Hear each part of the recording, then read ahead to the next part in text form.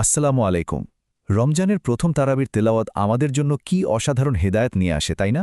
চলুন আজ আমরা সেই গভীর নির্দেশনাগুলোই একটু বোঝার চেষ্টা করি। এটা কিন্তু শুধু আয়াত তেলাওয়াত শোনা নয়, এটা আমাদের জীবনকে গাইড করার একটা রোডম্যাপ। তো আজকের এই আলোচনার বিষয়বস্তু হল প্রথম তারাবিতে তেলাওয়াত করা কোরআনের অংশগুলো। এখানে আমরা পাচ্ছি সূরা আল ফাতিহা আর সূরা আল বাকারার একটা বেশ বড় অংশ। আর সত্যি বলতে আমাদের আধ্যাত্মিক জার্নির জন্য এর চেয়ে ভালো শুরু আর কি হতে পারে। আমরা এই পুরো জার্নিটা পার করব মূলত 4টা ধাপে। প্রথমে দেখব প্রার্থনার মূল বিষয়টা কি, এরপর আমরা হেদায়েতের পথ নিয়ে জানব, ইতিহাস থেকে কি শিক্ষা নেওয়া যায় সেটা দেখব, আর সবশেষে একজন বিশ্বাসীর জন্য জীবনবিধানটা কেমন সেটাও তুলে ধরব। তো আমাদের এই যাত্রার শুরুতেই আসছে সূরা আল ফাতিহা, কোরআনের সেই দরজা যা দিয়ে আমরা প্রবেশ করি। আমাদের প্রত্যেকটা নামাজের মূল ভিত্তি কিন্তু এটাই, মানে একদিকে এটা আল্লাহর প্রশংসা, আবার অন্যদিকে তার কাছে আমাদের সেরা চাওয়াটা। সূরা ফাতিহা যে কতটা গুরুত্বপূর্ণ তা এর বিভিন্ন নামগুলো দেখলেই কিন্তু বোঝা যায়। যেমন ধরুন, একে বলা হয় উম্মুল কোরআন, মানে কোরআনের মা। ভাবা যায় এই নামটাই বলে দেয় এর ভূমিকা কতটা সেন্ট্রাল। আবার দেখুন, আরেকটা নাম হল আসসালাহ বা স্বয়ং নামাজ, মানে এটা ছাড়া আমাদের এবাদতই অসম্পূর্ণ। আর এই সূরার একদম কেন্দ্রে কি আছে?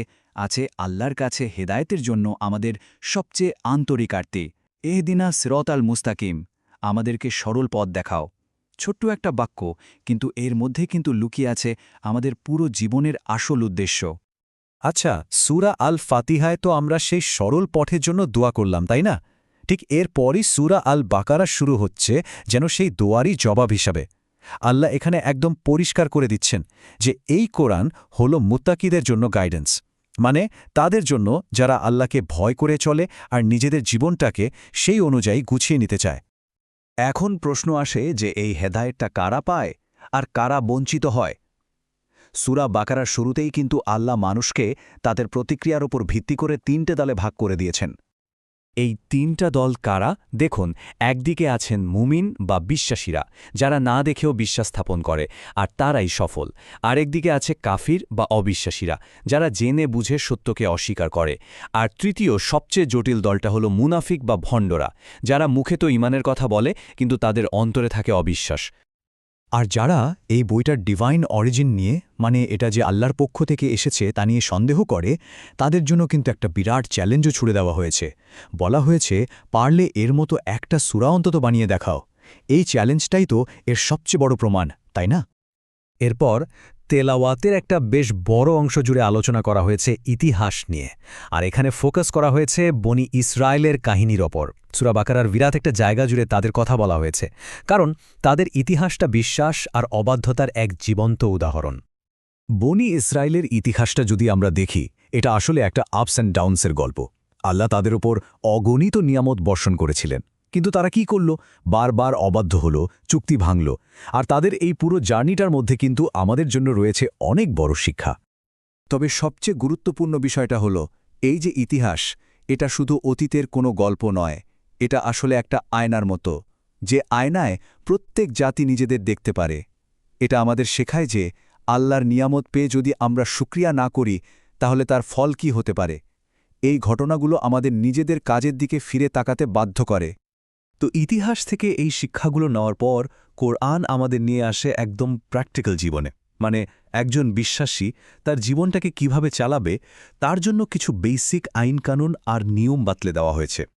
এর মধ্যে একটা খুব গুরুত্বপূর্ণ ঘটনা হলো কিবলার পরিবর্তন, মানে প্রার্থনার দিকটা বাইতুল মাকদিস থেকে কাবার দিকে ঘুরে যাওয়া। এই একটা পরিবর্তন মুসলিম উম্মাকে একটা আলাদা পরিচয় দিয়েছিল, তাদের সবাইকে একসাথে গেঁথে দিয়েছিল। এরপর সমাজের শৃঙ্খলা রক্ষার জন্য আসছে কিসাসের নিয়ম। সহজ কথায় এটা হলো চোখের বদলে চোখ বা অন্যায়ের ন্যায়সঙ্গত প্রতিবিধানের নীতি। এটা সমাজের সুবিচার প্রতিষ্ঠা আর অপরাধ কমানোর জন্য একটা শক্ত ভিত্তি তৈরি করে দেয়। আর যেহেতু আমরা রমজান মাসেই এই আলোচনা করছি, তেলাওয়াতেও খুব বিশেষভাবে এসেছে সিয়াম বা রোজার বিধান। আর আমরা তো জানি, রোজা মানে শুধু না খেয়ে থাকা নয়, এটা হলো আত্মশুদ্ধির একটা প্রসেস, তাকওয়া অর্জনের একটা দারুণ উপায়। এর নিয়মকানুন আর আসল স্পিরিটটা কি তা এখানে খুব সুন্দর করে তুলে ধরা হয়েছে। শুধু তাই না, এখানে আরও অনেক কিছু আছে, যেমন উত্তরাধিকার আইন, কোনটা হালাল আর কোনটা হারাম খাবার তার গাইডলাইন, রোজার নিয়ম, এমনকি যুদ্ধের নীতিমালা আর হজ পর্যন্ত। এই সব কিছু মিলে কিন্তু একজন বিশ্বাসীর ব্যক্তিগত আর সামাজিক জীবনের জন্য একটা কমপ্লিট ফ্রেমওয়ার্ক তৈরি করে দেয়, একটা পূর্ণাঙ্গ জীবন ব্যবস্থা। তো পুরো আলোচনা শেষে আমাদের নিজেদের কাছে একটা প্রশ্ন রাখা দরকার।